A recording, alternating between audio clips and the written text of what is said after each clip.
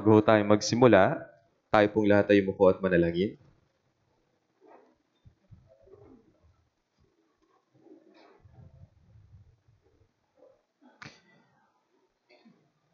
Diyos naman na nasa langit, maraming salamat po Panginoon sa kaligtasan na ibinigay niyo po sa amin. Kami po noon ay kaaway ng Diyos at marapat lamang na mapunta sa impyerno dahil sa aming mga kasalanan at pagsuway. Ngunit nahabag ka po sa amin namang Diyos at iniligtas kami sa pamamagitan po ng napakahalagang dugo ng Panginoong Hesus na dumanak sa krus para sa lahat ng aming mga kasalanan. Ngayon bilang mga banal na anak ng Diyos, binigyan niyo po kami ng panibagong hiram na buhay upang kami po ay makapagpatuloy sa aming buhay Krisyano at upang makapagpatuloy sa pagbibigay ng kalwalatian sa iyo. Narito po ang iyong mga banal na anak, nais po naming patuloy na matuto mula sa iyong salita. Kaya pakiusap, sa oras na ito, Amang Diyos, ibigay niyo po sa amin yung puso na nagnanais ng salita ng Diyos at yung puso na nagnanais na maunawaan yung kalooban ng Diyos at sumunod sa salita ng Diyos. Idinadalangin din namin, Ama, na ibigay niyo po sa bawat isa sa amin yung salita ng Diyos na aming kinakailangan sa oras na ito sa pamamagitan po ng pagtuturo ng banal na Espiritu. At dalangin ko rin, bilang iyong lingkod, ibigay niyo po sa aking mga bibig yung mga salita lamang na ayon sa inyong kalooban. Para po sa susunod na mga linggo, magkakaroon po kami ng Summer Bible Seminar o Summer Mission Trip. Nawa alalayan niyo po yung aming mga kapatiran na sasama at makikibahagi sa gawaing ito at nawa Panginoon, maraming ligaw na kaluluwa ang makabalik sa Diyos sa pamamagitan po ng gawaing ito. Lahat po ng ito ay aming dalangin sa pangalan po ng Panginoong Hesus na sa amin ay nagligtas. Amen. Buksan po natin Aklat ni Isaías, Kapitulo 39, mula versikulo 1 hanggang 7. Isaiah chapter 39, magmula verse 1 hanggang verse 7. Sa lumang tipan ho, Isaiah chapter 39, from verse 1 to verse 7.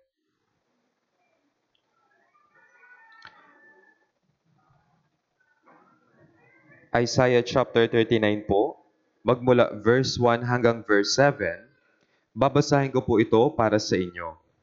Verse 1, Nang panahong yaon, si Merodach Baladan na anak ni Baladan na hari ng Babylonia ay nagpadala ng mga sugo na may dalang mga sulat at regalo kay Hezekias, sapagkat nabalitaan niya na siya'y nagkasakit at gumaling. Verse 2, At natuwa si Hezekias dahil sa kanila, at ipinakita sa kanila ang taguan ng kanyang kayamanan, ang pilak, ang ginto, ang mga pabango, ang mahalagang langis, at ang lahat ng kanyang sandata, at ang lahat ng nandoon sa kanyang mga imbakan, walang bagay sa kanyang bahay, sa buong sakop man niya, na hindi ipinakita ni Hezekias sa kanila. Nang magkagay pumunta si Isaías na propeta kay Haring Hezekias na sinabi sa kanya, Anong sinabi ng mga lalaking ito? Saan sila nanggaling upang makipagkita sa iyo? Sinabi ni Hezekias, sila'y nagsiparito mula sa akin, mula sa malayong lupain, mula sa Babylonia. Verse 4, Kanyang sinabi, anong ang kanilang nakita sa iyong bahay? Sumagot si Hezekias, lahat ng nasa aking bahay ay kanilang nakita. Walang anumang bagay sa aking mga imbakan na hindi ko ipinakita sa kanila. Verse 5, Nang magkagayoy sinabi ni Isaías kay Hezekias, iyong pakinggan ang salita ng Panginoon ng mga hukbo. Verse 6, Narito ang mga araw ay dumarating na ang lahat ng nasa iyong bahay, ang mga inipon ng iyong mga ninuno hanggang sa araw na ito, ay dadalhin sa Babylonia. Walang maiiwan, sabi ng Panginoon. Verse 7, At ang iba sa iyong mga anak na ipinanganak sa iyo ay dadalhin, sila'y magiging mga eunuko sa bahay ng hari ng Babylonia. Muli po nating basahin yung pong verse 4. Isaiah chapter 39 sa verse 4. Babasahin po natin ng sabay. 3, 2, 1. Kanyang sinabi, ano ang kanilang nakita sa iyong bahay? At sumagot si Hezekias, lahat ng nasa aking bahay ay kanilang nakita. Walang anumang bagay sa aking mga imbakan na hindi ko ipinakita sa kanila. Kaya muli po, magandang umaga, magandang araw po sa inyong lahat. Hinihiling ko po na batiin po natin yung bawat isa. So sa katabi, Sabihin niyo po, magandang umaga po sa inyo. Magandang umaga po.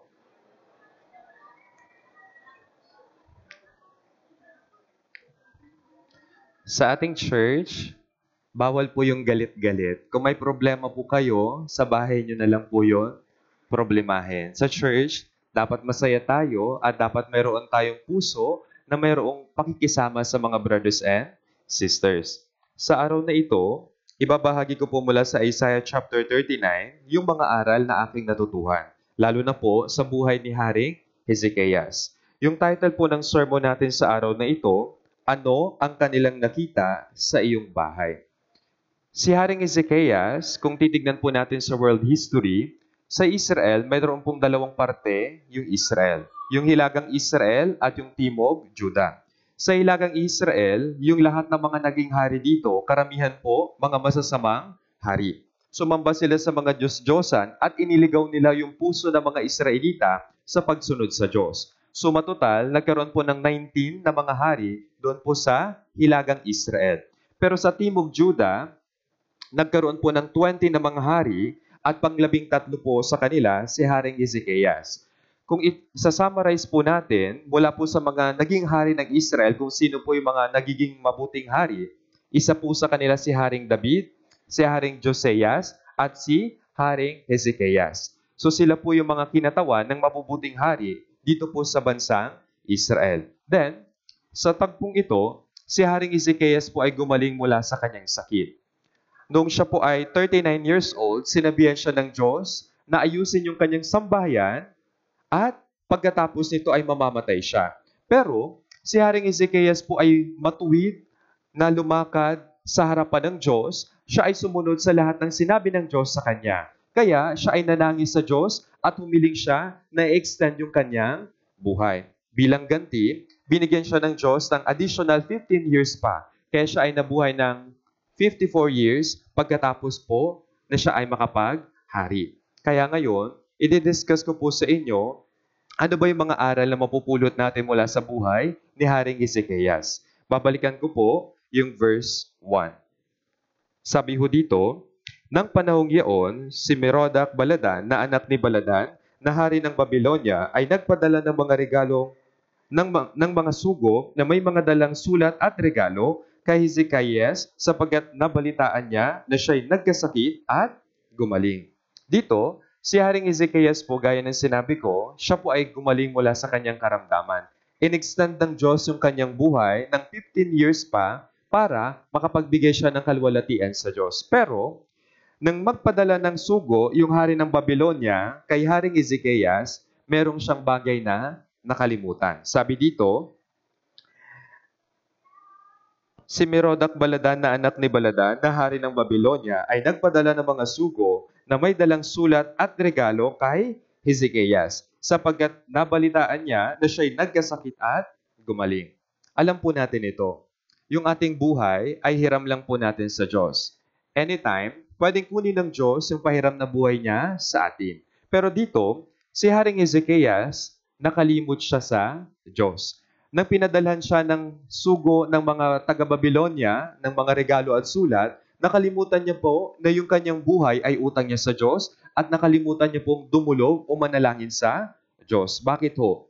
Nang panahong ito, yung Babylonia ay kalabang bansa po ng Israel. Pero si Haring Hezekias, nakipagkasundo at nakipagpayapaan po siya sa bansang Babylonia. Then after po ng ilang taon, sila po ay kinugkob o sinakop ng bansang Babylonia for 70 years. Kaya dahil sa bagay na ito, si Haring Hezekias ay nakalimot po sa Diyos. Pagkatapos niyang maranasan yung pagpapagaling ng Diyos mula sa kanyang sakit at in-extend yung kanyang buhay, after po noon, nakalimot siyang tumawag sa Diyos. Sa ating mga taong naligtas, minsan, nararanasan natin yung biyaya ng Diyos. Ngunit ang problema lang, kapag guminhawa na yung buhay natin minsan, nakakalimot din tayo na may Diyos. Kapag maalwa na lahat at maayos na yung nagiging takbo ng ating negosyo, ng ating pamumuhay, nakakalimutan natin yung Diyos. Pero dito, si Haring Hezekias, nakalimot siyang tumawag, manalangin o sumangguni sa Diyos. Kung titignan niyo po sa aklat ni Josue, sa buhay ni Josue, meron po siyang isang pagkakamaling ginawa. Joshua chapter 9 sa verse 15, si Josue ay hindi dumulog sa Panginoon. Agad niyang inaccept yung mga Gibeonita galing sa ibang lugar. Hindi siya nag-check kung saan ba at kung sino ba sila, kundi agad niya silang tinanggap. Bakit? Kasi hindi siya sumangguni at hindi muna siya nagtanong sa Panginoon. Sa ating Christian life, yung unang bagay na pwede nating matutunan kay Haring Ezekias ay dapat muna tayong magtanong, manalangin at sumangguni sa Diyos bago tayo mag-decide sa anumang klase ng mga bagay. Bibigyan ko po kayo ng example sa Bible. Si Haring David, meron po siyang magandang pag-uugali. Bago siya ginawang hari, nung naging hari na siya, at nung nakaluklok na siya bilang hari, meron po siyang isang bagay na ginagawa. Tingnan po natin. Unang Samuel, chapter 30, sa verse 8. Ito po yung ginawa ni Haring David bago po siya naging hari. Unang Samuel, sa chapter 30, sa verse 6 muna po. Unang Samuel, chapter 30, sa verse 6, babasahin ko. Lubhang naguluhan si David sapagkat pinag-uusapan ng mga tao na batuhin siya. Ang buong bayan ay masama ang kalooban dahil sa kanya-kanyang mga anak na lalaki at babae, ngunit pinalakas ni David ang kanyang sarili sa Panginoon niyang Diyos. Para maintindihan niyo po, ng panahong ito, sinalakay po yung Siklag kung saan naroon po yung mga Israelita. Lahat ng mga ari-arian, lahat ng mga babae at lalaki na kabilang kay Haring David ay kinuha ng mga Amalekita. Kaya dito, yung mga kasamahan niya, gusto nilang batuhin si Haring David. Kasi siya yung leader sa kanila. Pero, si David, kahit siya po ay lubhang naguguluhan, sa verse 8, makikita niyo po yung naging ugali o yung bagay na ginawa ni Haring David. Tignan po natin sa verse 8. Unang Samuel, chapter 30, sa verse 8. Sige po, hinihiling ko na basahin nating lahat. Verse 8, 3, 2, 1. At sumangguni si David sa Panginoon, hahabulin ko ba ang pangkat na ito? Aabutan ko kaya sila? At sinagot siya ng Panginoon, habulin mo, sapagkat tiyak na aabutan mo at tiyak na maililigtas mo. Kaya si David ay sumangguni sa Panginoon. Bago tayo mag-decide ng anumang bagay sa paglipat ng trabaho, sa pagkuha ng course bilang estudyante o anumang klase ng bagay, kailangan muna nating sumangguni sa Panginoon. Si David, bago siya naging hari, sumangguni, dumulog, nanalangin at nagtanong muna siya sa Diyos kung ano yung kanyang gagawin. Kahit na matagal ka na po sa church, hindi po ito validation na kung saan pwede ka nang mag-decide ayon sa iyong experience. Si Haring David, marami siyang karanasan kasama yung Diyos. Pero, hindi niya pinanghawakan yung kanyang karanasan na kasama yung Diyos, kundi nagtanong at sumangguni muna siya sa Diyos. Tandaan natin, isang beses lang tayong ipinanganak sa lupa. At yung Diyos, meron siyang all wisdom para ituro sa atin yung mga bagay na dapat nating gawin. Pero minsan, nakakalimut tayong sumangguni sa Diyos at magtanong sa Kanya tungkol sa mga bagay na dapat nating gawin. Si Haring David, sumangguni po siya. Yun yung una. Tignan po natin, Ikalawang Samuel, chapter 2, sa verse 1. Ikalawang Samuel, chapter 2, sa verse 1. Ito naman po yung ginawa ni Haring David bago siyang gawing hari. Babasahin ko. Pagkatapos nito, sumangguni si David sa Panginoon, pupunta ba ako sa alinman sa mga lungsod ng Juda?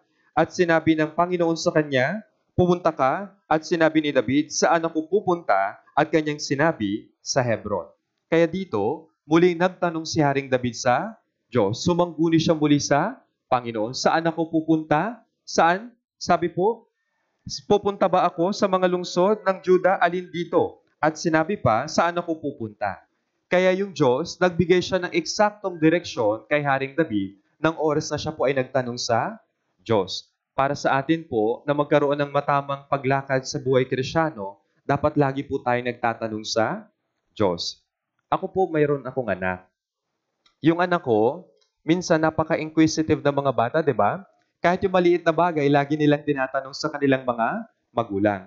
Minsan, naiirita tayo kasi ang dami nilang tanong, di ba? Pero yung Diyos, bilang kanyang mga anak, mas gusto niya na lagi tayong nagtatanong sa kanya. Then, kung titignan din po natin, Ikalawang Samuel chapter 5, sa verse 19, ito po yung ginawa ni Haring David pagkatapos niyang maging hari. 2 Samuel po chapter 5 sa verse 19, babasahin po natin ito. 3, 2, 1. Sumangguni si David sa Panginoon, aahon ba ako laban sa mga Filisteo? Ibibigay mo ba sila sa aking kamay? Sinabi ng Panginoon kay David, umahon ka sapagkat tunay na aking ibibigay ang mga Filisteo sa iyong kamay. Kaya si Haring David, bago siya maging hari, bago siya maluplok bilang hari, at pagkatapos niya maging hari, lagi siyang sumasangguni sa Panginoon para hindi po siya mamali ng desisyon sa kanyang buhay. Ganon din nawa sa atin. Kailangan nating laging magtanong sa Diyos para hindi po tayo maligaw at ma-astray sa ating buhay Kristiyano. Sino po yung pinakamatalinong tao sa Bible? Yes, walang iba kundi si Haring Solomon. Alam niyo po, napakaganda ng payo niya sa mga tao. Tignan natin, Kawikaan chapter 3, mula verse 5 hanggang verse 7. Ito po yung payo ng pinakamatalinong hari o tao na nabuhay sa balat ng lupa. Ito yung kanyang naging payo sa atin. Kawikaan chapter 3 sa verse 5 hanggang 7. Napakaganda po ng mga verse na ito. Babasahin po natin. 3, 2, 1. Sa Panginoon ay buong puso kang magtiwala at huwag kang manalig sa sarili mong pangunawa. Sa lahat ng iyong mga lakad, siya'y iyong kilalanin at itutuwid niya ang iyong mga landasin. Huwag kang magpakapantas sa iyong sariling mga mata, matakot ka sa Panginoon at sa kasamaan ay lumayo ka. Kaya sinasabi ng Biblia, sabi ho, huwag kang manalig sa sarili mong pangunawa, sa lahat ng iyong mga lakad siya'y iyong kilalanin.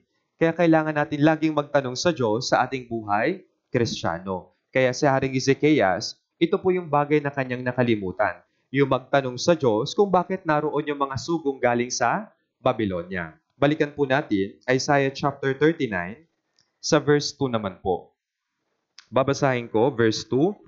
At natuwa si Ezekias dahil sa kanila at ipinakita sa kanila ang taguan ng kanyang kayamanan, ang pilak, ang ginto, ang mga pabango, ang mahalagang langis, at ang lahat ng kanyang sandata at ang lahat ng nandoon sa kanyang imbakan.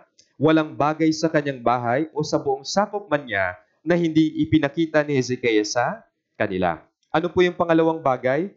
Si Haring Ezekias ay natuwa dahil sa kanila. Dito po, madali po nating makikilala o malalaman yung verse. Si Haring Ezekias, bakit siya natuwa? Dahil merong mga taong bumisit sa kanya. Ang problema lang, yung kanyang katuwaan o yung kagalakan na mayroon siya ay hindi po galing sa Diyos, kundi galing sa kanyang laman.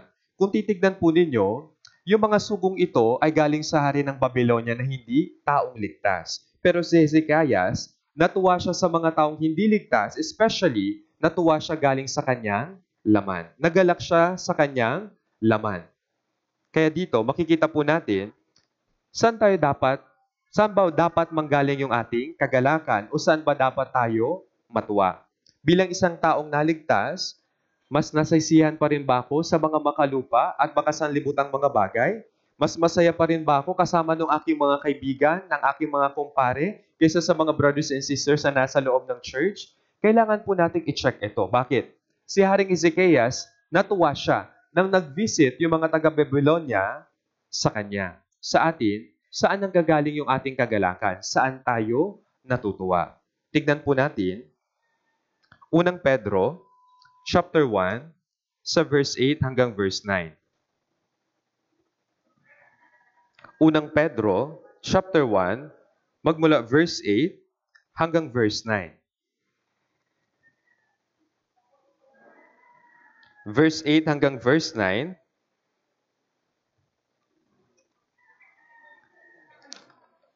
babasahin po, 3, 2, 1. Hindi niyo siya nakita, gayon may inyong iniibig. Bagaman ngayon ay hindi niyo siya nakikita, gayon may inyong sinasampalatayanan. At kayo'y nagagalak na may galak na hindi maipaliwanag at puspos ng kalwalatian, na inyong tinatanggap ang bunga ng inyong pananampalataya, ang kaligtasan ng inyong mga kaluluwa. Kaya sana si Haring Ezekias ay nagalak sa Diyos Bakit? Dahil nakatanggap siya ng kaligtasan ng kaluluwa. Pero, yung kanyang kagalakan ay hindi nanggaling sa Diyos. Yung kagalakan niya ay nanggaling doon sa mga taong bumisita sa Kanya. Kaya kailangan nating pag-isipan. Ako ba ay masaya pa rin sa mga makalupang bagay? Masaya pa rin ba ako kasama yung mga unsaved na mga tao? Masaya pa rin ba ako sa paggawa ng lihim na kasalanan? Kailangan po nating suriin yung bagay na ito. Si Haring Ezekias, mali yung kanyang source ng katuwaan at kagalakan. Sa Awit chapter 4 sa verse 7, sinabi, ikaw ay naglagay ng kagalakan sa aking puso. Yung Diyos, nang tayo po ay maligtas, inilagay niya po yung kagalakan sa ating puso. Kaya may tinatawag na joy of salvation. Sa mga taong naligtas, kahit mahirap yung ating buhay, malungkot ba tayo? Hindi. Kahit na mahirap yung ating buhay sa lupa, we can rejoice. Bakit? Meron tayong kaligtasan. Meron tayong pag-asa na papasok tayo sa langit. Kahit na hindi ganun kaganda at hindi tayo pinalad masyado dito sa buhay sa lupa, pero masaya pa rin tayo, nagagalak pa rin tayo sa Diyos. Bakit? Kasi tayo po ay mga taong naligtas.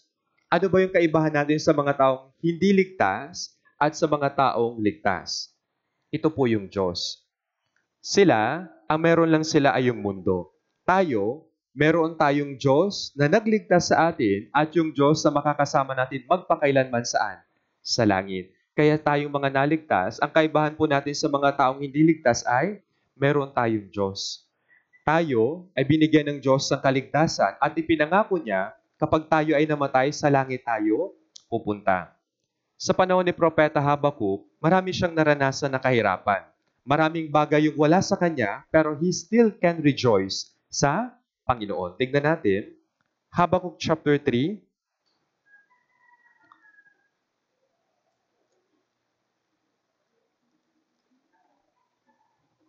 Habakuk chapter 3.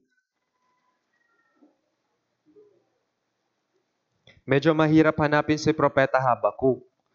So malulungkot siya kapag hindi niyo siya nakita. Sasabihin niya, oy brother, ako si Propeta Habakuk pagdating mo sa langit. Ay, ikaw pala si Habakuk. Sorry ha, hindi ko kabisado. Habakuk chapter 3, sa verse 17 po hanggang 18. Napakaganda po ng verse na ito. Habakuk chapter 3, verse 17 hanggang verse 18. Babasahin po natin. 3, 2, 1.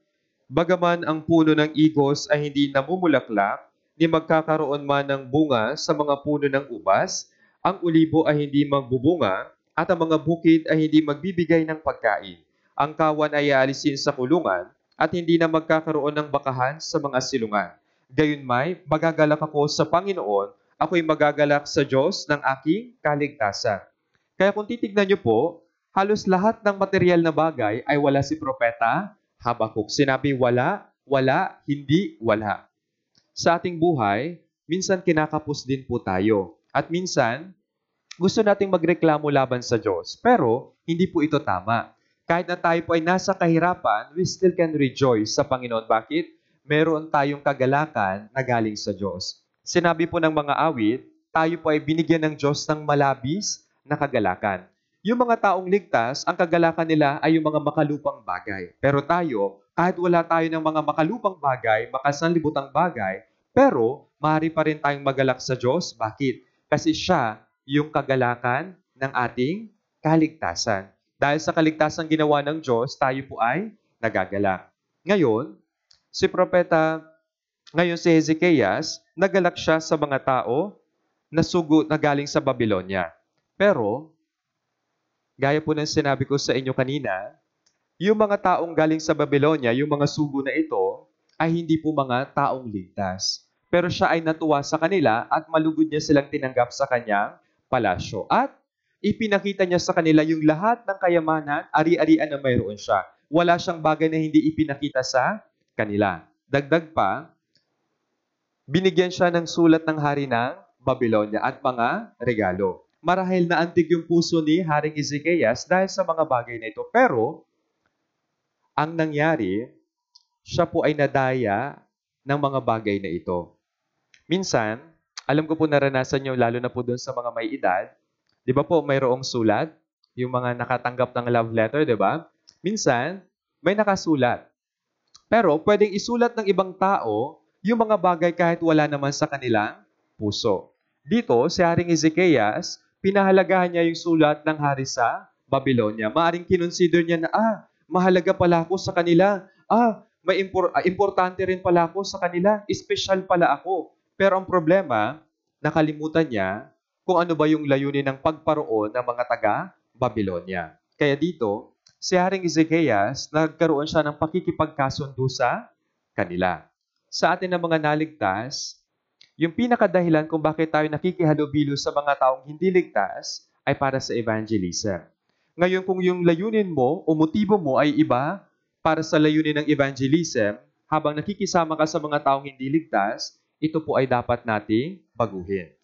Tayo po ay nakikisama sa kanila para hindi makisama, kundi para mag-evangelize. Sinasabi ng iba, sinasamahan ko lang naman siya para mag-evangelize. Hala, sige, maski doon sa inuman, magkasama silang dalawa. Pero hindi po ito tama. Tayo po ay nakikisama sa mga taong hindi ligtas para po sila ay ma-evangelize. At isa pa, para po sa ating mga kabataan na wala pang asawa, we don't allow yung boyfriend and girlfriend sa loob ng church. Marriage, opo, allow yun sa loob ng ating iglesia. Pero yung pagkakaroon ng boyfriend at girlfriend o malalim na relasyon sa mga taong hindi ligtas, ito po ay hindi ipinapahintulot ng Bible sa mga taong naligtas na. Tignan po natin, Ikalawang Korinto, chapter 6. Ikalawang Korinto, chapter 6.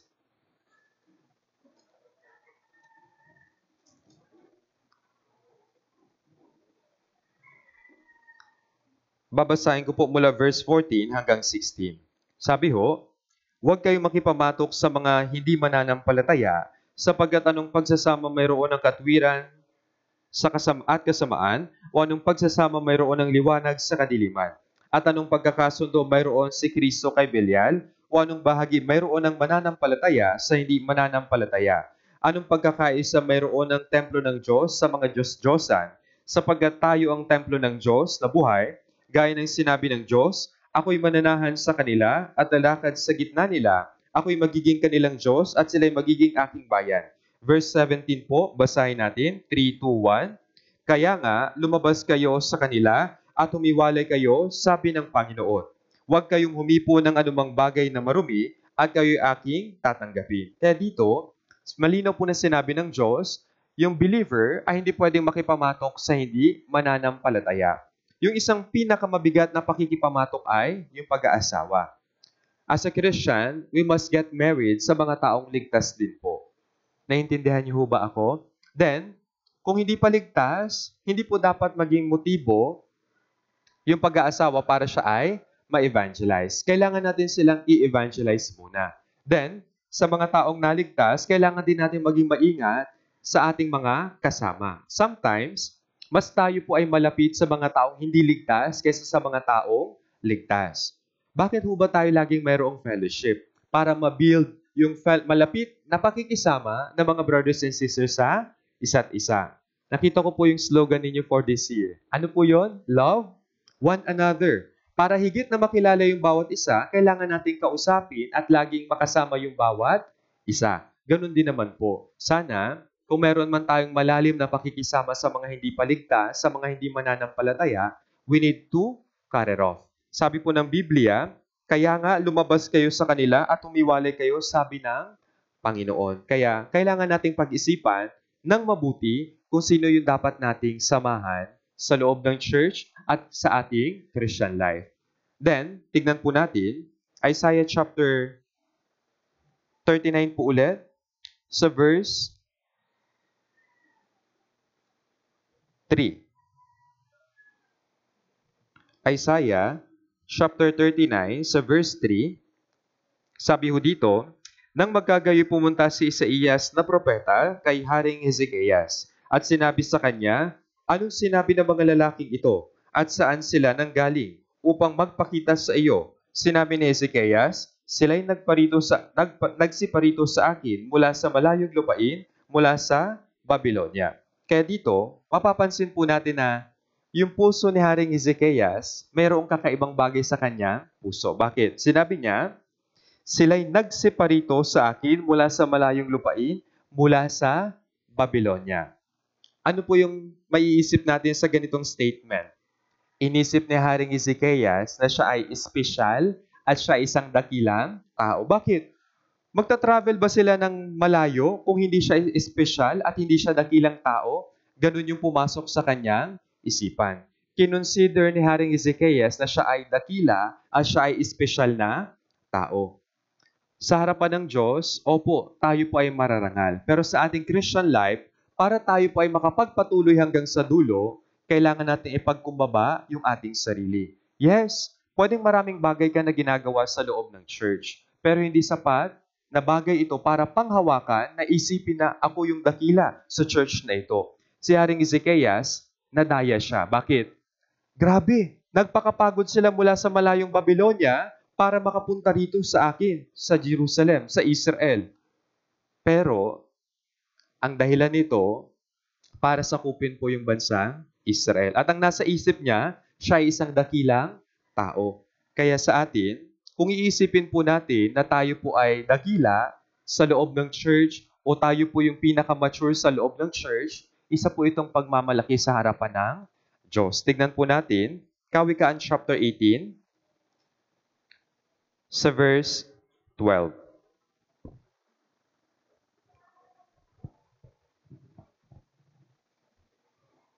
Kawikaan po chapter 18 sa verse 12, sabi ho dito, bago ang pagkawasak, ang puso ng tao ay palalo muna, ngunit nauuna sa karangalan ang pagpapakumbaba. Kaya inisip ni Haring Ezekias na siya po ay dakila. Nagmataas po siya sa harapan ng Diyos at hindi niya naisip na yun ay isang bitag para sa kanya na magmataas yung kanyang puso. Sa atin po, palagi, dapat natin ipagkumbaba yung ating sarili. Then, isang bagay pa, Jeremiah chapter 45 sa verse 5. Pagkatapos po ng aklat ni Isaiah, naroon po Jeremias chapter 45 sa verse 5.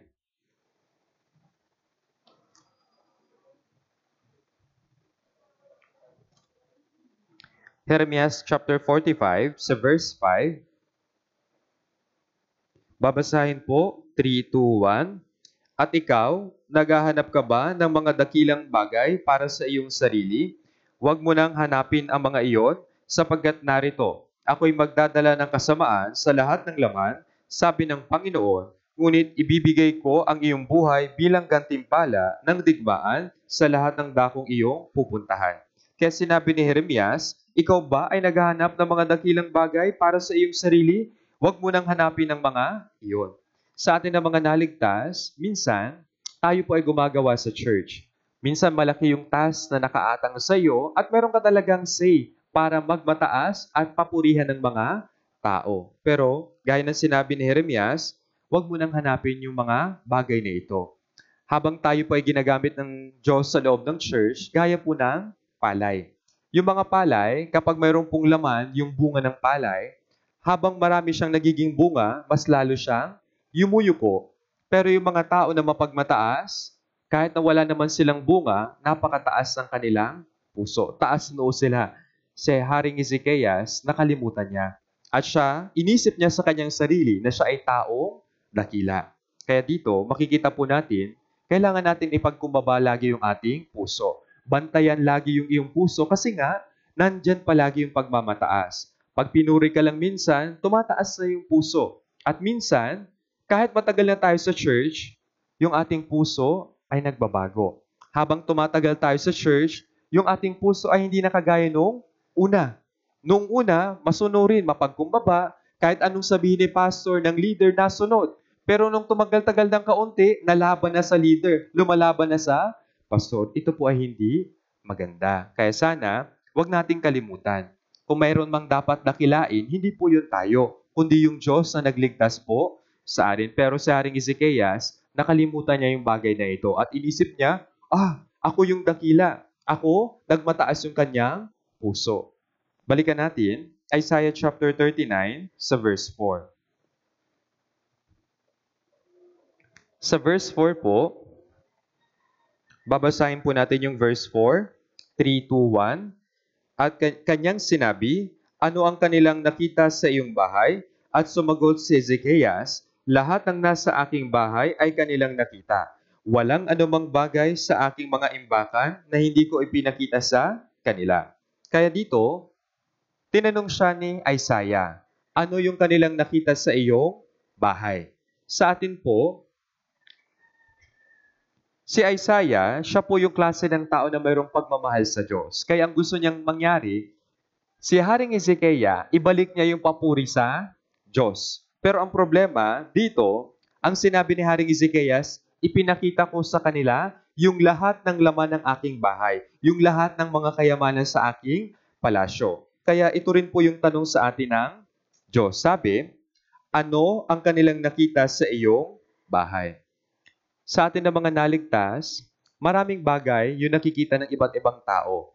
Yung mga tao sa labas, they can see something mula po sa atin. At yung mga taong nasa loob ng church, nakikita rin po nila yung iba't ibang bagay mula po sa atin. At maski sa loob ng bahay, yung ating asawang babae, asawang lalaki, at yung ating mga anak, meron din silang mga bagay na nakikita po sa atin. Ito po yung i-discuss ko ng isa-isa. Tignan po natin. Isaiah chapter 63 sa verse 7. Isaiah chapter 63 sa verse 7.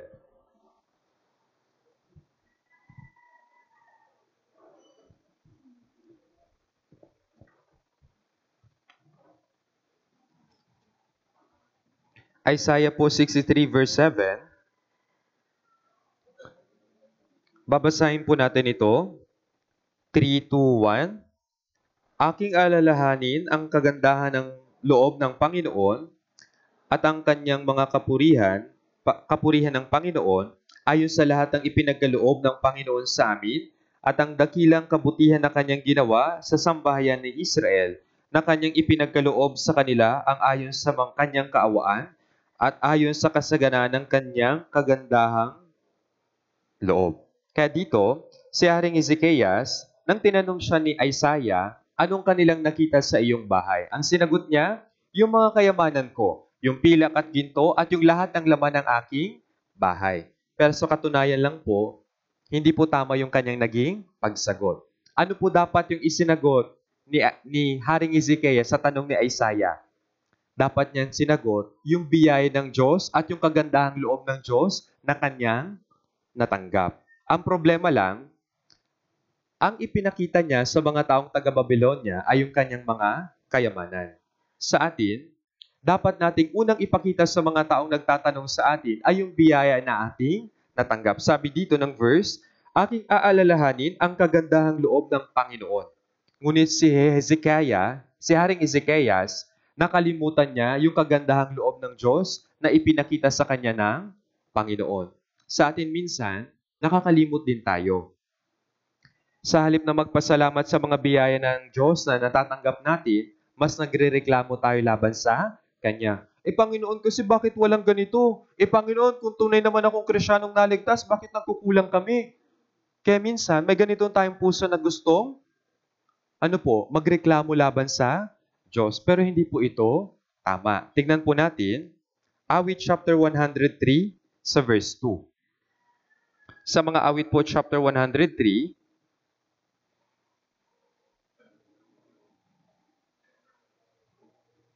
sa verse 2,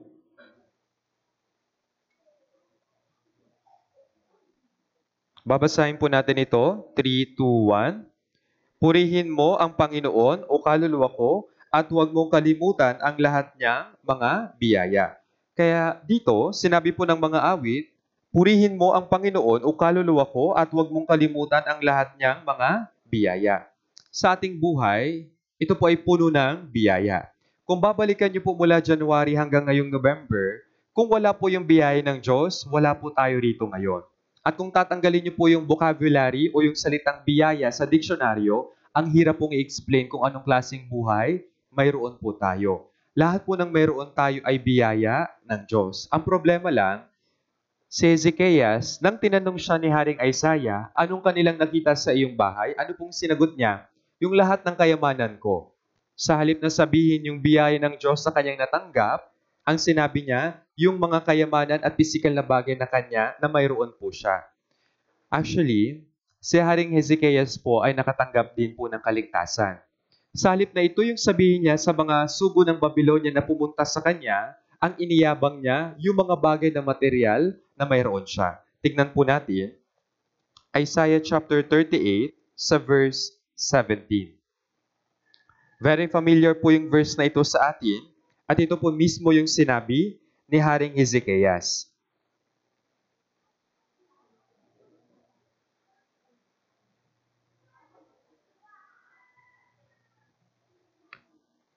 Chapter 38 sa verse 17, babasahin po, 3, 2, 1. Narito, tiyak na para sa aking kapakanan ay nagtamo ako ng malaking kahirapan. Ngunit iyong pinigil ang aking buhay mula sa hukay ng pagkawasak, sapagat iyong itinapon ang lahat ng aking mga kasalanan sa iyong likuran. Kaya, nang dumating yung mga sugo ng taga-Babylonia, at nang siya ay tanungin si Haring Hezekias ni Isaiah, ano po yung dapat niyang isagot? Yung biyaya ng Diyos na nagbigay sa kanya ng kaligtasan. Sa atin minsan, kapag tinatanong tayo ng ibang tao, ano pong sagot natin? Ang hirap ng buhay. Sino ba yung pwedeng utangan? Yung minsan yung sagot natin sa kanila. Pero, sa atin na mga naligtas, ang dapat nating maisagot sa kanila, yung biyaya ng Diyos na ating natanggap. Yung kaligtasan na ating natanggap. Dito sinabi, iyong tinapon ang lahat ng aking mga kasalanan sa iyong likuran. Ang problema lang, si Haring Hezekias, nakalimutan niya yung biyaya ng Diyos. Ngayon, dako po tayo sa Isaiah chapter 39, sa verse 4, sabi mo dito, anong kanilang nakita sa iyong bahay? Yung unang bagay na nakita nila, si Haring Hezekias ay taong hindi marunong magpasalamat sa biyaya ng Diyos at taong hindi marunong tumanaw ng utang na loob. Pangalawang bagay, nang tanungin siya ni Haring Isaiah, sabi po, anong kanilang nakita sa iyong bahay? Ito po yung tungkol sa ating pananalita. Yung mga taong nasa labas o yung mga tao sa paligid po natin, madali po natin silang makilala o makikilala natin sila kung paano sila magsalita. Kapag hinayaan mong magsalita yung isang tao, madidiscern mo kung anong klase siya ng tao. Sa ating mga Kristiyanong naligtas, kailangang maipakita sa ating pananalita yung Ebanghelyo at yung pong Panginoong Jesus at yung mga pagbabago sa ating Christian life. Kaya tignan po natin, Efeso chapter 4, chapter 5 po, sa verse 4. Efeso chapter 5, sa verse 4.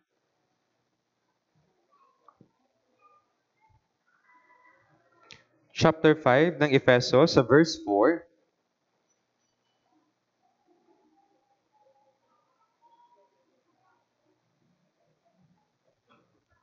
Babasahin po natin yung verse 4, 3, 2, 1.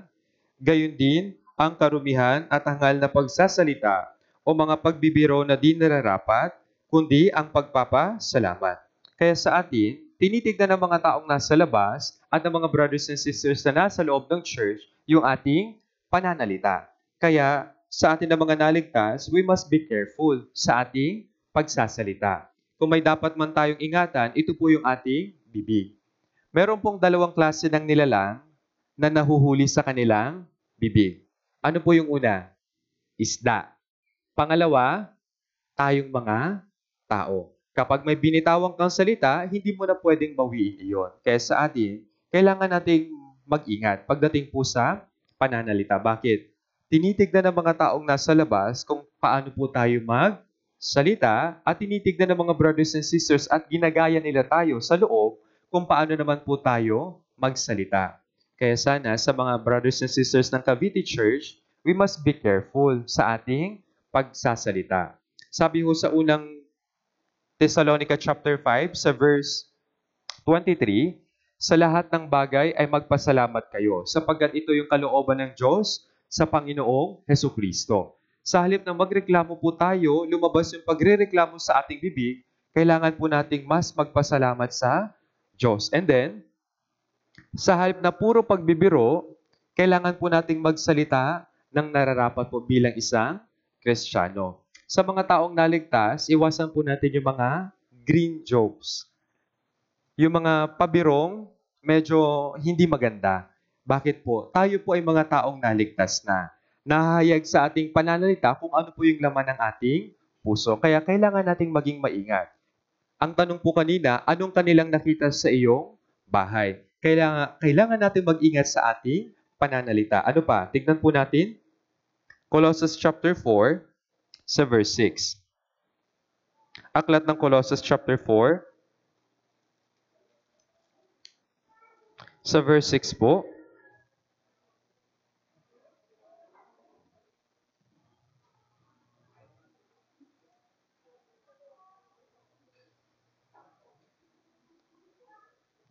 Chapter 4 sa verse 6. Babasahin po natin. 3, 2, 1. Ang inyong pananalita naway laging may biyaya, may timplang asin, upang inyong malaman kung paano ninyo dapat sagutin ang bawat isa. Kaya yung ating pananalita, sabi po, laging may biyaya, may timplang asin, upang malaman ninyo kung paano dapat ninyong sagutin ang bawat isa. Yung biyaya at yung salitang may timplang asin, ito po yung mga salitang pinag-isipan. Yung mga salitang makaka-benefit sa mga nakikinig po sa iyo. Pero kung puro lang biro po yung nasa atin, sa halip na magsalita tayo tungkol sa evangelism, tungkol sa mga bagay na natutunan natin sa Biblia, hindi po talaga maniniwala yung ibang mga tao sa atin. Kaya sana, sa halip na puro lang biro, tansyaw, ganyan, mas banggitin po natin yung mga salita ng Diyos sa Biblia, evangelism, i-invite natin sila sa church, at yung iba pang mga bagay, lalo na po yung pagpapasalamat. Kaya sana, sa mga taong nasa labas at sa mga taong nasa loob ng church, yung makita nila sa atin ay yung pananalita na mayroong biyaya at yung pananalita na pinag-isipan po talaga. Sinabi po ng Luke chapter 6 sa verse 45, sapagkat mula sa kasaganaan ng puso, nagsasalita ang kanyang bibig. Kung yung ating puso ay puno po ng salita ng Diyos, naturally, lalabas sa ating puso yung salita ng Diyos. Pero kung yung puso mo ay puno ng K-drama, ano po yung lalabas sa iyong bibig? Ang gwapo nung ano, no?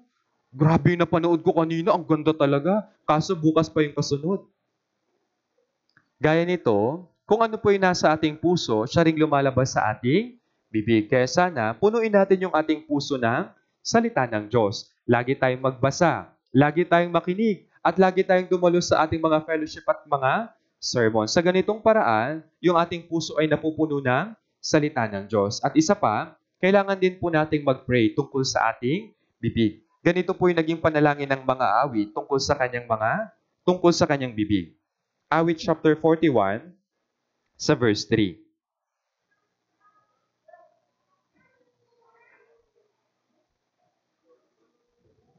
Awit 141. Chapter 141 sa verse 3 po.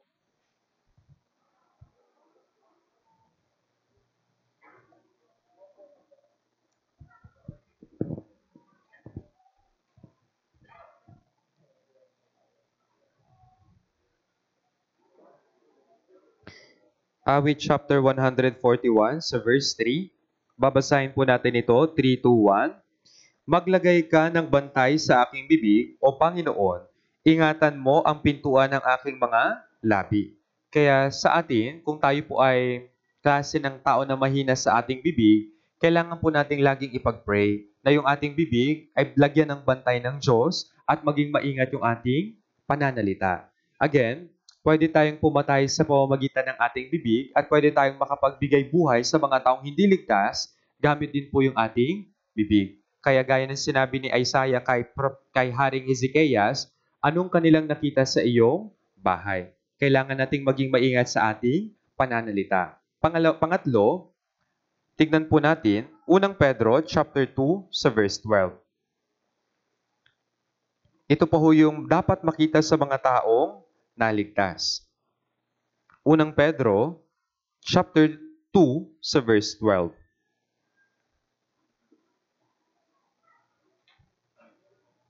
Verse 12, babasahin natin, 3, 2, 1.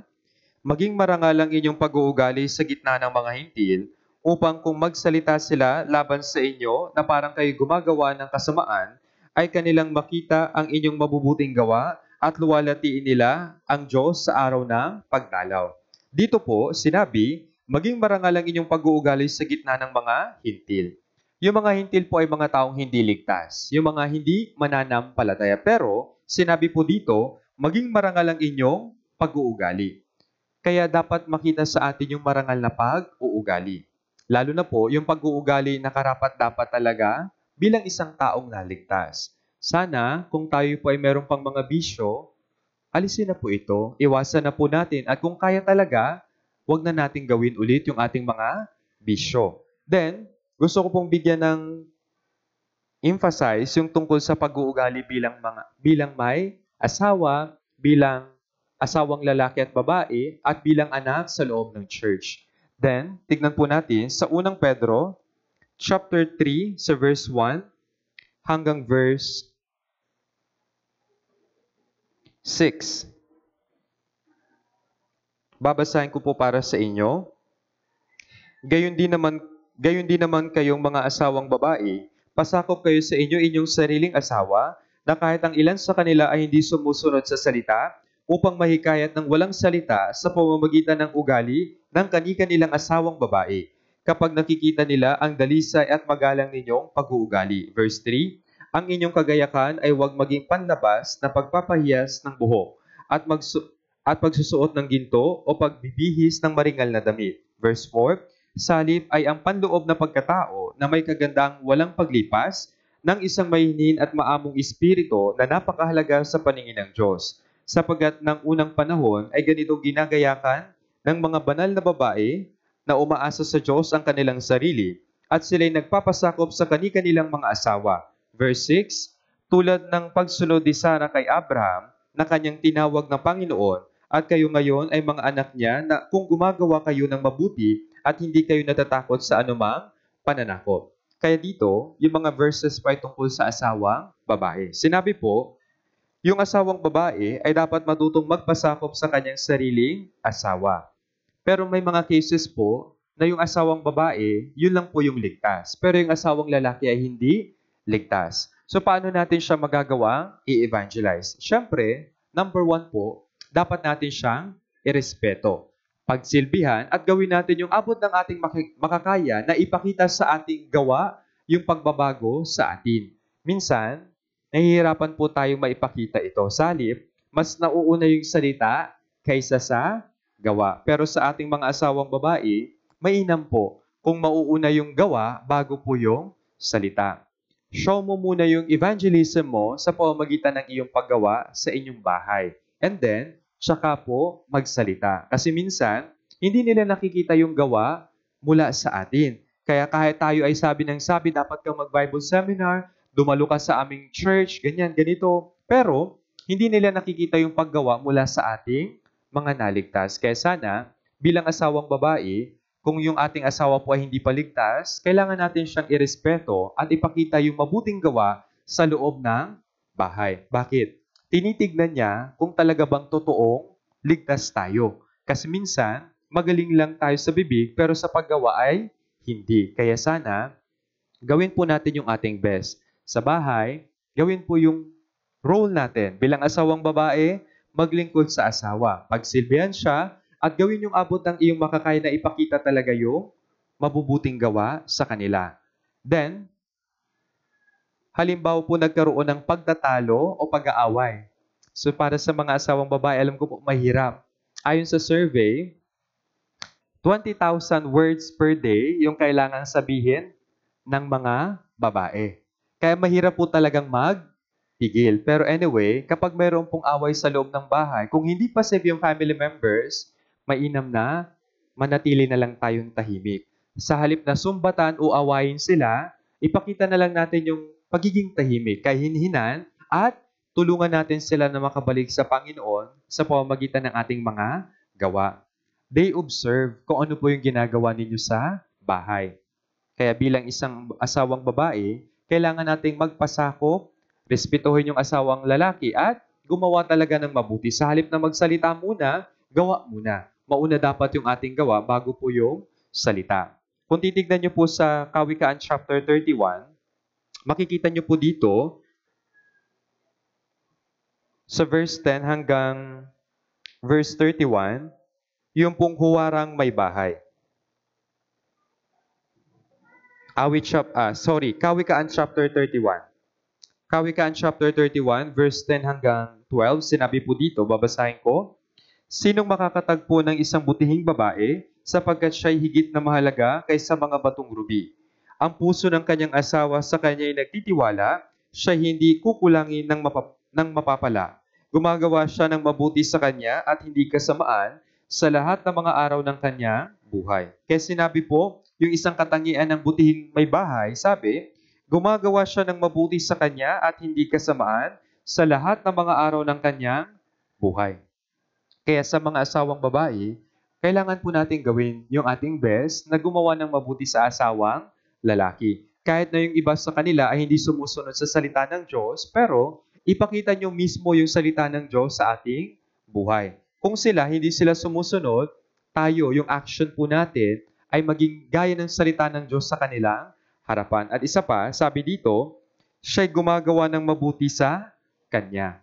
Kailangan talaga natin gawa ng mabuti yung ating asawang lalaki. Kung babasahin nyo rin po sa verse 13 hanggang verse 19, makikita nyo po yung salitang hard work.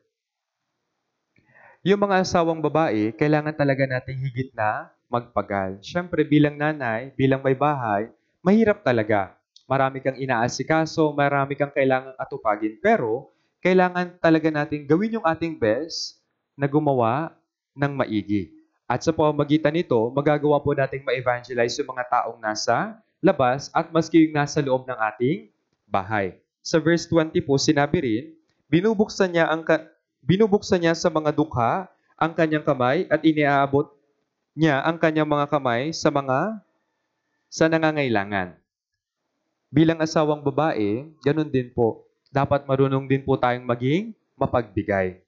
Hindi lang po sa ating asawa, kundi maski po sa ating mga anak.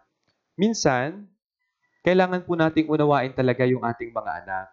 Lalo na po sa panahon natin ngayon, iba na po yung type ng generation kaysa sa unang pagpapalaki sa atin noon. Pero, kailangan natin magkaroon ng pangunawa at kailangan nating tulungan sila na lumago bilang tao ng Diyos sa loob po ng church. At makikita niyo po sa verse 21, chapter 31 sa verse 21, sabi, hindi siya natatakot sa niebe para sa sambahayan niya, sapagkat ang buo niyang sambahayan ay nakadamit na pula. Una, sa verse 20, gumagawa siya para sa iba. Pangalawa, sa verse 22, sinabi, gumagawa siya para sa kanyang sambahayan. At sa verse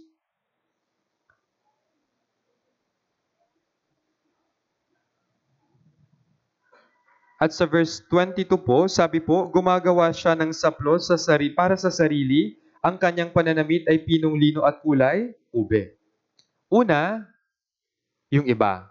Kasunod yung kanyang sambahayan. Kasunod yung kanyang sarili. Bilang mga asawang babae, opo, minsan, wala na talaga para sa ating sarili, pero kailangan natin gawin yung ganitong bagay. Iba muna yung ating asawa, yung ating sambahayan, at yung ating pong sarili. And then kung makikita nyo po, sa verse 24 hanggang 26, hindi ko na po babasahin kasi kulang po yung oras. Sabi po, ibinubukan niya ang kanyang bibig ng may karunungan na nasa kanyang dila ang aral ng kabaitan. Bago po yung verse na ito, binanggit po na siya ay gumagawa. Bago po tayo magsalita, make sure talaga na may gawa muna. Kailangan natin ng suportahan ng gawa. Kailangan nating suportahan ng salita yung ating ginagawa. Yung mga taong nasa labas, lalo na po yung ating mga unsaved na asawa, they observe yung ating mga ginagawa. Kaya sana, wag lang po salita, kundi suportahan po natin ng gawa yung ating salita. Di ba may sikat po na phrase? Walk the talk. Bago mo sabihin, gawin mo muna. Patunayan mo muna. Pero ang mahalagang bagay po dito ay ito. Kawikaan chapter 31 sa verse 30. Ginagawa niya yung lahat ng mga bagay na ito Ito po yung pinaka-rason kung bakit niya ginagawa yung mga bagay na ito. Sa verse 30, babasahin po natin ito, 3, 2, 1. Ang alindog ay madaya at ang ganda ay walang kabuluhan, ngunit ang babaeng natatakot sa Panginoon ay papupurihan. Dahil siya ay babaeng mayroong takot sa Panginoon, kaya ginagawa niya lahat ng bagay na ito.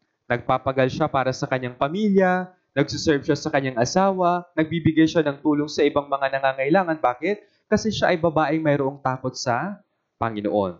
Yun po yung isang matamang pag-uugali bilang asawang babae. Kasunod, unang Pedro chapter 3 sa verse 7. Pasaringan ko lang po ng konti yung tungkol po sa mga asawang lalaki.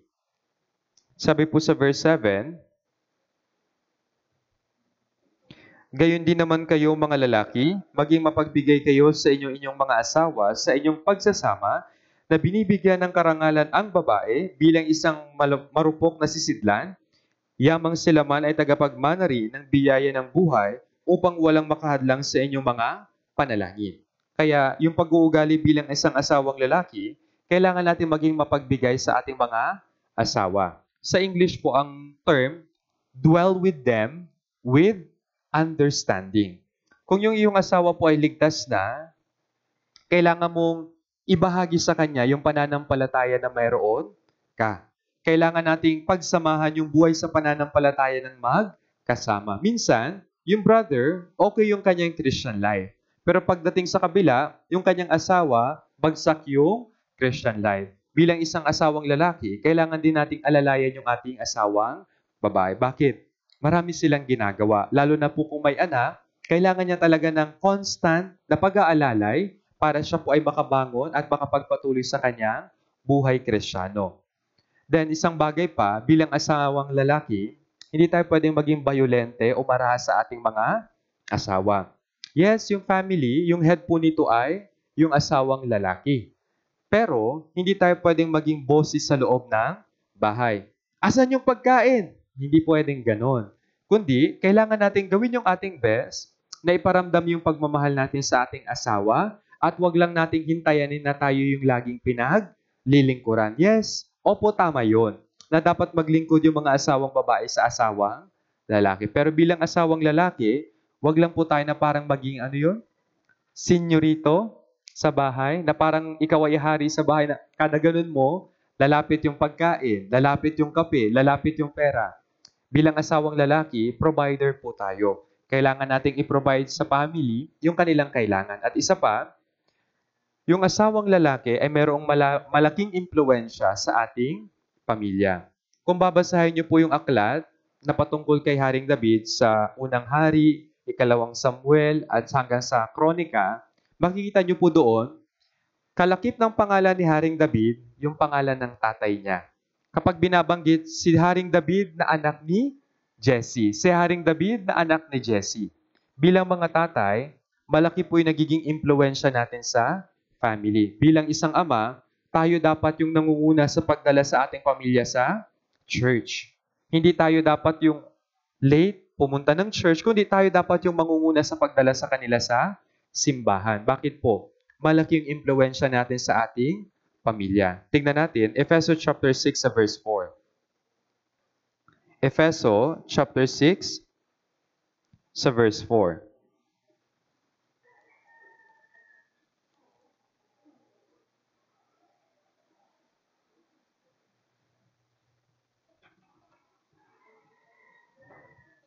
Efeso po chapter 6 sa verse 4.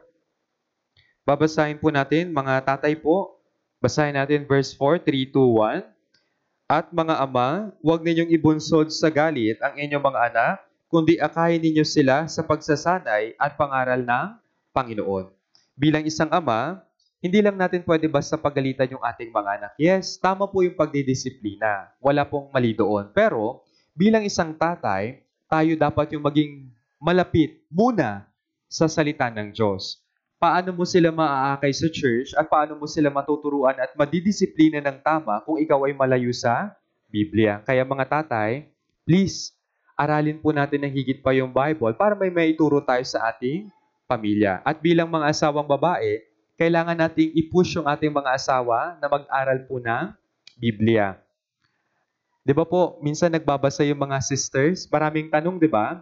Huwag niyo pong idiretso kay pastor. Itanong niyo sa asawa ninyo. Bakit? Para matuto silang magbasa ng Biblia. Pag sinabi, ang kulit mo, dami mo namang tanong. Tsaka mo ngayon itanong kay pastor, Pastor, yung asawa ko, sinabihan ba naman ako na ganito? Kasi nagtatanong lang naman ako. Pero anyway, mainam po ito. Bilang asawang lalaki, dapat higit tayong malapit sa salita ng Diyos. At tayo dapat yung nangunguna sa pag-akay sa ating mga asawa at anak sa loob po ng church. At bilang mga anak, dapat din po tayong kakitaan ng tamang pag-uugali sa loob ng bahay, sa loob ng church, sa lugar kung saan tayo nagtatrabaho at sa lugar kung saan po tayo nag-aaral. Tingnan natin, Kawikaan po, chapter 15, sa verse 20. Kawikaan po, chapter 15, sa verse 20 po.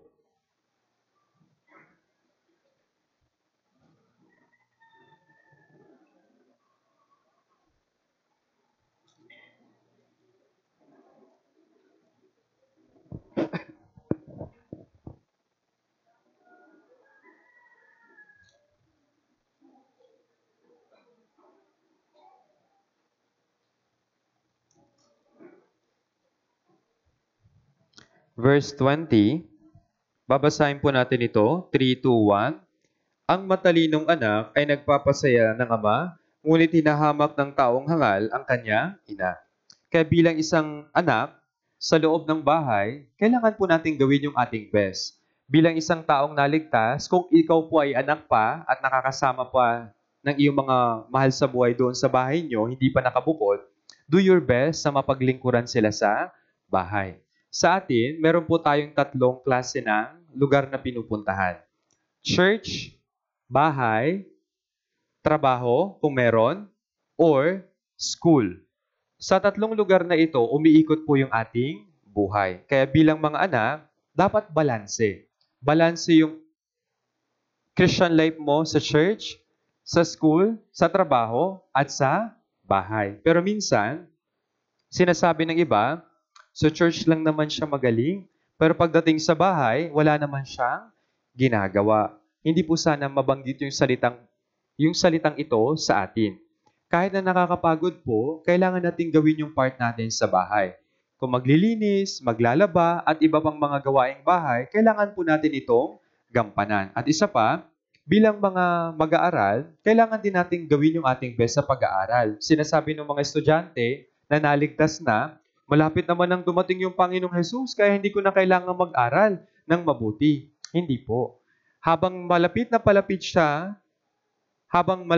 dumating yung Panginoong Jesus, kailangan po nating higit na maging tapat sa pagtatrabaho at sa pag-aaral. Mainam na madatnan tayo ng Panginoon na tapat. Kaya gaya nito, bilang mga anak, dapat tayong maging tapat sa lugar kung saan po tayo tinawag ng Diyos. Kung nagtatrabaho ka man, maging tapat ka po sa iyong pagtatrabaho. Huwag maglingkod kapag may nakatingin lang. Maski walang nakatingin, kailangan natin gawin yung ating best. At sa mga nag-aaral, do it po sa Panginoon. Minsan, pag-aaral lang yung inaatupag ng iba, pero hindi po ito tama. Dapat din nating bigyan ng time yung church at yung mga gawaing bahay. Kaya dito, bilang isang taong naligtas, yung pag-uugali po natin sa loob ng bahay, mahalaga po talaga. Dapat itong kakitaan ng improvement bilang isang naligtas na. At bago tayo magtapos, tignan po natin Galatia chapter 2 sa verse 20. Galatia chapter 2 sa verse 20.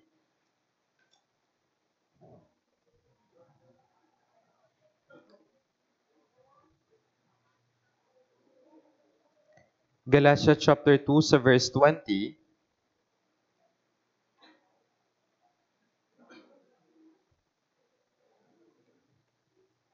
Babasahin po natin ito, 3, 2, 1. Ako'y ipinakong kasama ni Kristo at hindi na ako ang nabubuhay, kundi si Kristo ang nabubuhay sa akin. At ang buhay na ikinabubuhay ko ngayon sa laman ay kinabubuhay ko sa pamamagitan ng pananampalataya sa anak ng Diyos na sa akin ay nagmahal at nagbigay ng kanyang sarili dahil sa akin. Kaya kasunod, Ano yung nakita nila sa iyong bahay? Ito yung paglago ng ating pananampalataya. Namatay na si Kristo para po sa atin. At inaasahan niya, pagkatapos nating maligtas, lumago yung ating pananampalataya. Sa ating paglago sa pananampalataya, marami pong kahirapan. May mga pagsubok na dumaraan at may pag-uusig habang ipinapangaral natin at sinisikap nating mabuhay para sa Ebanghelyo. Pero ito po ay paraan para tayo po ay lumago. Kapag mayroon pong mga kahirapan, way ito ng Diyos para ibigay sa atin yung higit pang pagpapala. Kung maraming pagdurusa sa lupa, asahan niyo po na maraming gantimpala sa langit. Pero kung maayos lang lahat sa lupa, kaunti lang po yung gantimpala sa langit. Kaya isa pa, sinabi dito, at ang buhay na ikinabubuhay ko ngayon sa laman ay kinabubuhay ko sa pamamagitan ng pananampalataya sa anak ng Diyos na sa akin ay nagmahal at nagbigay ng kanyang sarili dahil sa akin. Kaya sana, yung paglago ng ating pananampalataya po ay makita. Santiago 2:5, sinabi po, maging mayaman sa pananampalataya. Pagkatapos po nating maligtas, yung ating faith ay dapat patuloy na lumago. Si Haring Ezekias, ito yung bagay na kanyang nakalimutan. Pero sa atin na mga naligtas, pagkatapos po nating maligtas, yung ating paglago ay patuloy hanggang sa humarap tayo sa Panginoong Hesukristo. Isa pa, yung regarding po sa tithes and offering. Hindi po madalas binabanggit yung bagay na ito sa ating church. Pero, yung tithes and offering ay simbolo rin po ng paglago ng ating pananampalataya. Gaya po ng alam natin, lahat ng bagay ay galing sa Diyos. Wala pong sa atin. Yes, pwedeng nagpapagod ka at nagpapagal para kumita ng pera. Pero, yung pera na ito ay galing po sa Diyos. Kaya sana, yung ating tithes and offering, huwag nyo rin pong pabayaan. Nakalagay doon sa inyong tithes and offering kung gaano na po kalaki yung naging inyong paglago. Kaya sana, kahit na mahirap, we do our best na makapagbigay para sa gawain ng Diyos. At isa pa, para sa mga brothers and sisters, kung noon, yung sarili mo lang at yung mga malalapit sa iyo, yung kinakausap mo, i-fellowship mo rin po yung ibang mga brothers and sisters. Kahit na hindi ka sanay na makipag-usap sa mga tao, gawin mo po yung iyong best na makipag-usap, paglingkuran sila at pag-serve yung mga brothers and sisters. Basahin po natin sa Roma. Tingnan po natin Roma chapter 16 sa verse 6. Bago po nagtapos yung sulat ni Pablo sa mga taga-Roma, binanggit niya po yung mga salitang ito. Roma chapter 16 sa verse 6 po. Babasahin po natin yung verse 6, 3 to 1. Batiin ninyo si Maria na lubhang maraming nagawa para sa inyo. Kaya dito, sinabi po, si Maria na maraming nagawa para sa inyo.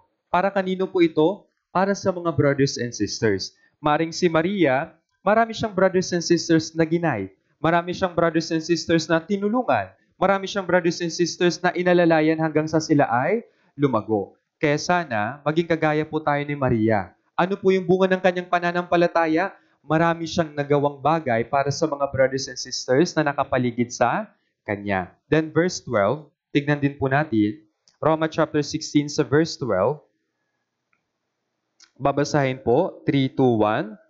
Batiin ninyo si Trifena at si Trifosa na manggagawa ng Panginoon.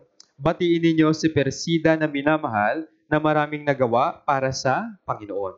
Dito, binanggit naman po yung tungkol kina Trifena at Trifosa na manggagawa ng Panginoon. At si Persida na maraming nagawa para sa Panginoon. Para saan po ito? Si Trifena at si Trifosa at maski po si Persida, marami silang ginawang bagay para sa Panginoon. Paano tayo makakagawa ng bagay para sa Panginoon? Kung makakapag-participate ka sa gawain ng Ebanghelyo. Kapag mayroong Bible seminar, we must be here. Hindi tayo dapat nasa bahay lang nakatunga nanonood ng TV. Kapag mayroong gawain sa church, dapat nandito tayo. Kapag mayroong Bible seminar, cell group Bible seminar, Grand Bible seminar, o anumang klaseng Bible seminar, dapat nandito tayo nakikibahagi. Sa pamamagitan nito, meron tayong bagay na nagagawa para sa Panginoon. I heard na meron daw pong summer mission trip. Tama ho ba? Okay. Hindi man tayo makasama doon personally, pero our prayers ay dapat mauna doon. Kailangan nating ipag-pray in advance yung summer mission trip. And then kung capable naman po kayo financially, you can offer para makatulong po doon sa gawain. Hindi ka man nakapunta, pero financially nakatulong ka at sa pamamagitan ng iyong prayer. Mahalaga po ito. Nakita ko po doon, yung vision natin ay one mission branch po, di ba? Okay. Malay niyo po, isa na po ito sa bubuksan ng Diyos para sa ating mission branch. Pero anyway, si Persida, si Trifena, at si Triposa, meron silang mga bagay na ginawa para sa Panginoon. Ito po yung bunga ng kanilang pananampalataya. Bilang naligtas, dapat makita sa atin yung bunga ng pananampalataya. At panghuli, bago tayo magtapos, Unang Korinto chapter 10. Unang Korinto po chapter 10 sa verse 31.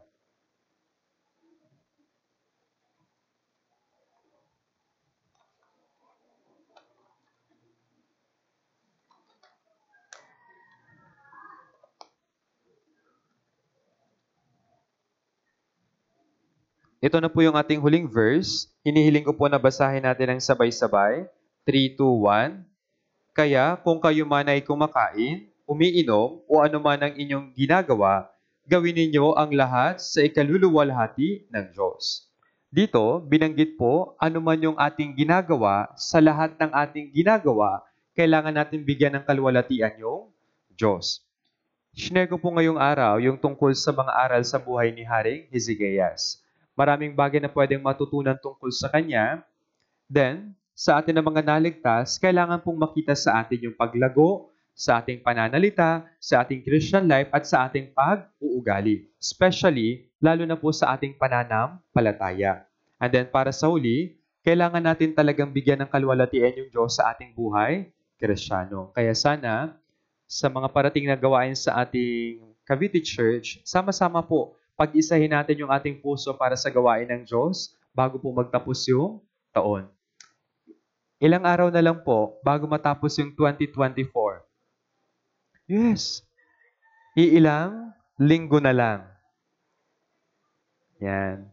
So, ipag-pray po natin na mas marami pang maligtas bago magpalit yung taon at mas magamit po tayo ng Diyos bago po magpalit yung taon. At sana, yung ating mga brothers and sisters na narito ngayon, magpatuloy po tayo hanggang sa pagdating ng Panginoon. Walang susuko, kahit na mahirap, dapat tayong magpatuloy. So hanggang dito na lamang po, tayo pong lahat ay yumuko at manalangin.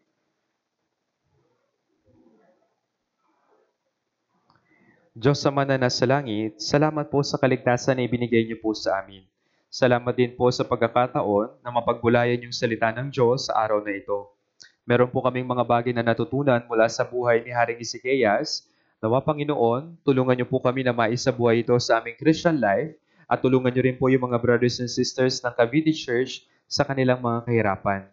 Kung sila man po ay inuusig at nakakatanggap ng sari-saring mga pagdurusa, tulungan niyo po sila, Panginoon, na mapagtagumpayan yung mga bagay na ito at punuin niyo po patuloy yung aming puso ng biyaya at pag-ibig upang magawa po namin patuloy na maging mapagkumbaba sa harapan ng Diyos. Dalangin din po namin, Panginoon, muli, yung pong summer mission trip. Nawa, Panginoon, maraming tao po yung makadalo, makapakinig ng Bible seminar at maligtas. 10 ng mga kasamahan ni Pastor Kim na pupunta doon, ingatan niyo po sila, ibigay niyo po sa kanila yung lahat ng bagay na kanilang kailangan at nawa, buksan niyo po ng maluwang yung pintuan ng Ebanghelyo para sa kaligtasan ng marami. Ang lahat po ng ito ay aming dalangin sa pangalan ng Panginoong Hesus na sa amin ay nagligtas. Amen. Maraming salamat po.